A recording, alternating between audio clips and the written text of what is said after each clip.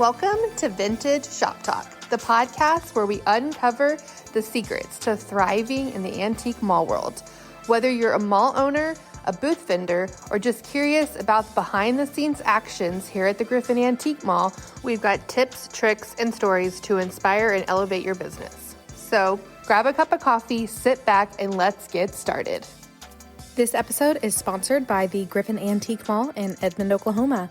We are open Monday through Saturday, 12 p.m. to 8 p.m., and Sundays, 12 to 5 p.m. You can also always shop us online at thegriffinmall.com. We'd also love if you gave us a follow on social media. We are on all the platforms. And now, let's get to the episode. Welcome to the Deep Dive. Today we're heading virtually to Edmond, Oklahoma. We're exploring the Griffin Antique Mall. Right. It's known as the biggest one in Edmond, apparently. Just packed with vintage, antique, retro finds. Exactly.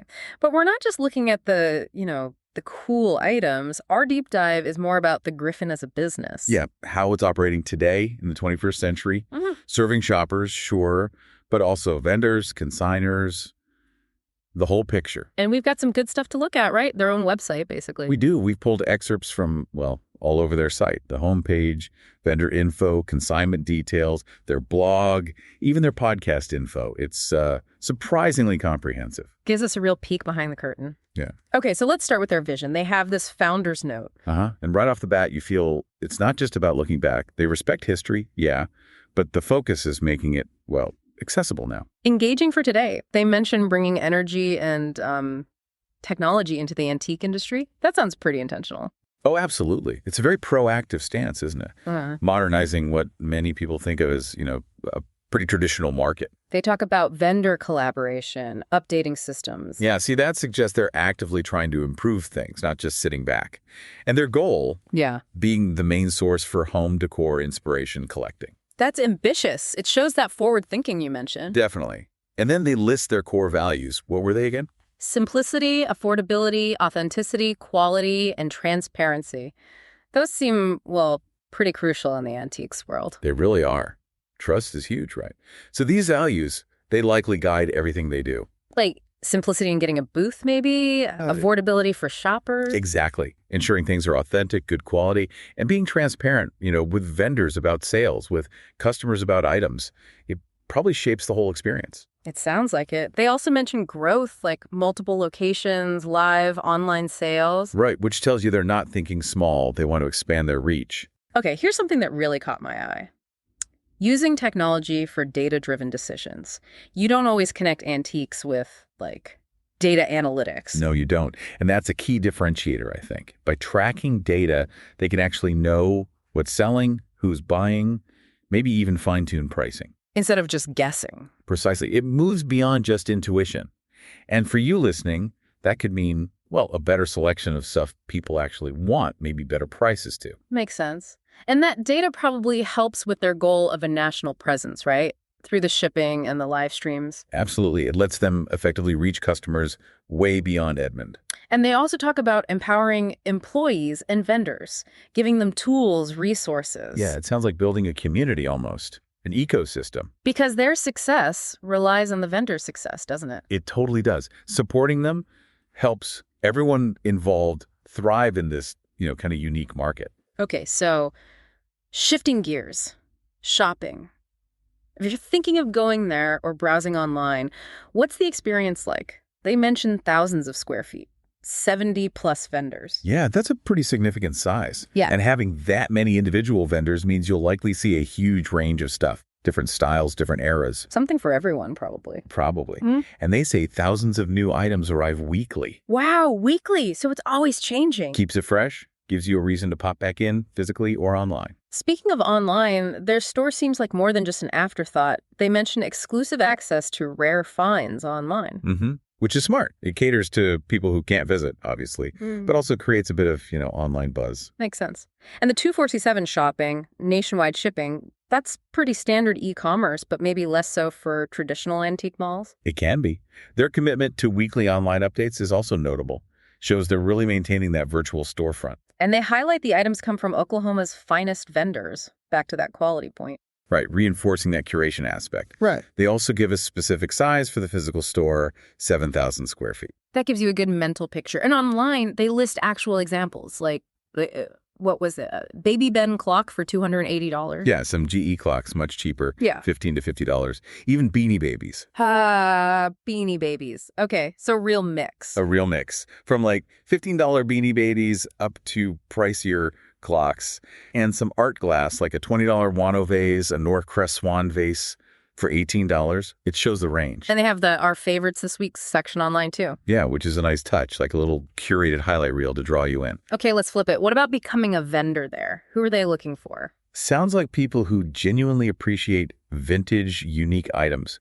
They talk about a growing community, a nurturing, dynamic atmosphere. That sounds appealing if you're, say, a small business owner trying to sell antiques or vintage. Definitely. And the process seems straightforward. Join a wait list, pick a space when one opens up, then set it up how you like. They have different booth sizes available? Yeah, they mention various sizes, though you need to contact them for current options and pricing. Makes sense. And there are rules about inventory, right? Yeah. Mostly antique, vintage, retro. Yep, 80% has to be that. The other 20% can be handmade or wholesale, but everything must be for sale. No display-only stuff. That keeps the focus on antiques. And the rent. Varies by booth size and location, which is standard. They say contact them or check a virtual map for pricing. Rent's due monthly. And contracts are month to month. That's pretty flexible. Very flexible. Big plus for vendors. They do mention a 4% fee for card payments. Good to know up front. What about support? Do they help vendors sell? It sounds like it. They mentioned marketing support like a loyalty program and holiday campaigns to drive foot traffic. Which benefits everyone. Exactly. And the online reporting system for sales and inventory.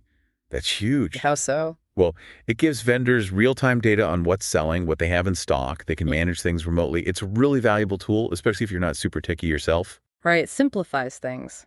And the Griffin staff handles customer help. Yeah, frees up the vendor to focus on sourcing and staging their booth. They encourage personalization, too, letting vendors show off their own style. And here's a big one. Items can potentially be sold online and shipped nationally. Huge. They've shipped to over 18 states already. That opens up a massive market for a vendor, way beyond local shoppers. Without them needing their own website and shipping setup. Precisely. It's part of their support for your success. Package marketing, sales handling, utilities, sales tax collection, keeping the place clean. Seems like a pretty comprehensive service for the rent. It does. And they emphasize quality and uniqueness, setting the standard for what they want in the mall. Plus, there's Dixie Boo. Ah, yes, the friendly shop dog greeter. Adds that nice welcoming touch. Definitely. Okay, so maybe you don't want a whole booth, but you have like a few really nice pieces to sell. What about consigning? They offer that too. The process sounds pretty simple. Send pictures first for approval. So they curate the consignment items too. Looks like it. If approved, you drop the items off, and then you get paid by direct deposit when something sells. What's the main benefit for the consignor? Exposure, really. Your items get seen by their shoppers both in-store and potentially online. You tap into their customer base and marketing without doing the legwork yourself. They handle the selling, the questions. All of it. It's designed to be hassle-free, and they mention fast payout via direct deposit. What kind of items do they take on consignment? High-quality vintage, antique, retro, unique, or collectible things. Again, subject to approval. They're maintaining standards. And the commission. Standard 50% split after the item sells. Items stay on the floor for 90 days. What happens after 90 days if it hasn't sold? You can either pick it up or potentially renew the agreement. Gives you options. And consignors can track things. Yeah, they get access to an online portal to see their sales and inventory status. That transparency is key. Makes sense. The agreement highlights seem fair, too. Items clean and sellable, pricing is collaborative. Right, and you have the right to get unsold items back. It sets clear expectations for everyone. So beyond just buying and selling, the Griffin seems pretty focused on community building, engagement. They really do. They're all over social media, Facebook, Pinterest, Instagram, TikTok, YouTube. That's essential these days. For sure. Showcasing items, connecting with followers, building that brand presence. Absolutely. And they even have their own podcast, Vintage Shop Talk. Oh, interesting. What's it about? Sounds like it covers item histories, tips for vendors, stories, industry insights, a way to share knowledge and connect with the wider vintage community. Positions them as more than just a store. Exactly. As a resource, a hub for enthusiasts. And they have a blog, too. With articles on specific topics. Yeah, things like antique clocks, chairs, rug care, tea services, lighting. They shared some titles like Timeless Elegance, a guide to antique clocks. And their enduring charm. Okay, so they're putting out actual content. Informative content. It helps collectors, drives website traffic, and just, establishes their expertise. It all builds that community feel, encouraging connection, sharing updates. And they even give a nod to being part of the wider antique shop scene in Edmond. Nice local touch. Okay, let's cover the practical stuff quickly. Address, contact info. All there. Physical address on Fretz Drive in Edmond, phone number, general email. And specific emails for sales, vendors, customer service. Yep, helps route inquiries efficiently. Operating hours are listed clearly to afternoons and evenings, mostly Sunday afternoons. Good to know. They take various payments, mention careers, internships. Seems like a well-run operation. It certainly presents that way online. Covers all the bases. So wrapping this up, the Griffin Antique Mall, it's clearly more than just shelves of old items. Definitely. They've got this really dynamic approach, trying to innovate within the antique business. Building this platform that works for shoppers, collectors, vendors, and consignors. Right, and blending that physical mall experience with a strong online presence for both buying and selling. It's quite a multifaceted model. It really shows how a business, even in a traditional sector like antiques, can adapt using technology and focusing on, well, everyone involved. Makes you think, doesn't it? Maybe check them out online, or if you're nearby, stop in. Or perhaps you have something perfect to consign. Or even think about becoming a vendor. It's an interesting look at how the world of antiques is evolving. Absolutely. Definitely worth exploring their website and social media to see what they're up to. You might find your next treasure or just learn something new.